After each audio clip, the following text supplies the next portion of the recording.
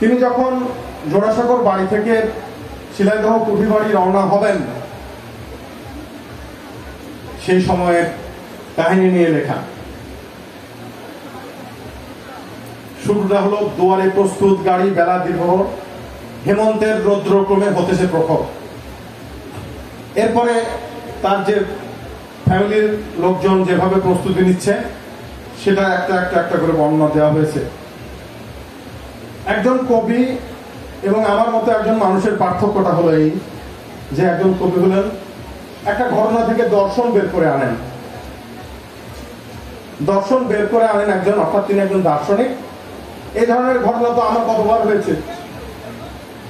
বাড়ি থেকে কতবার বেরিয়ে মা বাবার কাছ থেকে বিদায় নিয়ে হয়তো ছাত্র জীবনে ইউনিভার্সিটিতে গেছি, অথবা চাকরি জীবনে চাকরি স্থলে গেছি, কিন্তু এক লাইন তো লিখতে পারি নাই।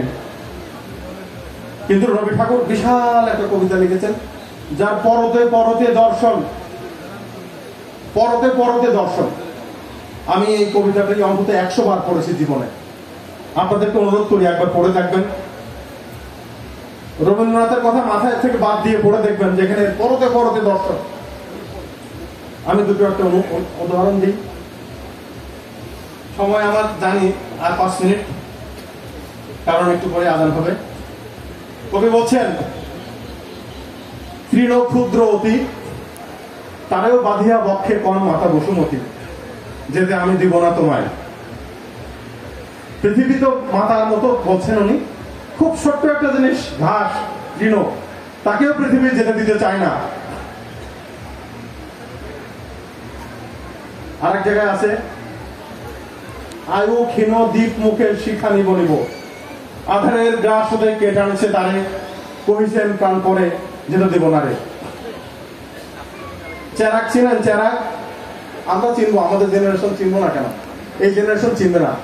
আয়ু ক্ষীণ দ্বীপ মুখের শিখা নিব নিব, তেল শেষ হয়ে গেছে, এখন নিব নিব ভাব। আধারের গ্রাস হতে কে টানেছে তারে, আধার তাকে তার জেনে নিচ্ছে যে তুমি আধারে চলে আসো, আর আলো আলো জ্বালাইও না। তারপরেও কি বলছে? কহিছেন প্রাণপণে যেতে দিব না রে, নিতে চায় না। আস্তে আস্তে আস্তে আস্তে আস্তে ঢোকে ঢোকে, তারপরে এক সময় নিভে যায়। আরো আছে এরকম। আমি মেন যে ভাষ্যগুলো সেগুলো আমরা সবাই জানি। কি গভীর দুঃখে নিমগ্ন সমস্ত আকাশ, সমস্ত পৃথিবী, চলিতেছি যতদূর শুনিতেছি একমাত্র মর্মান্তিক সুখ, যেতে আমি দিব না তোমায়। তারপরে ওই লাইনটা যেটা আমি শুরুতেই বলেছি, যেতে নাহি দিব হয়, তবু যেতে দিতে হয়, তবু চলে যায়। এই যে আমি যে কথাটি বললাম যে এই শিলাইদহ আসবেন উনি, সেই সময়ের যে প্রস্তুতিটা, সেটা থেকে তিনি শুরু করে সারা পথ আস্তে আস্তে যে কি ধান ক্ষেত দেখলেন, কি ক্ষেত দেখলেন, সেগুলা বলতেছেন। আর একটা একটু একটু পরে উনি একটা একটা দর্শন বের করছেন। তো আমরা যদি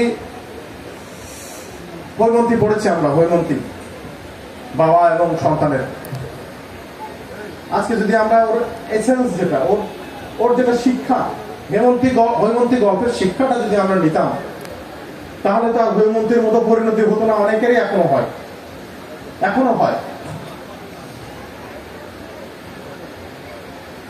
আপনাদের অনেকের হয়তো মনে আছে, হৈমন্তীর পিতা যখন বলছেন, ফের যদি আসি তো শীত কাঠি লইয়াই আসিব। হ্যাঁ, এই যে বাবার অভিমান, সন্তানের যে কষ্ট, এইটা আসলে আমি মনে করি যে রবীন্দ্র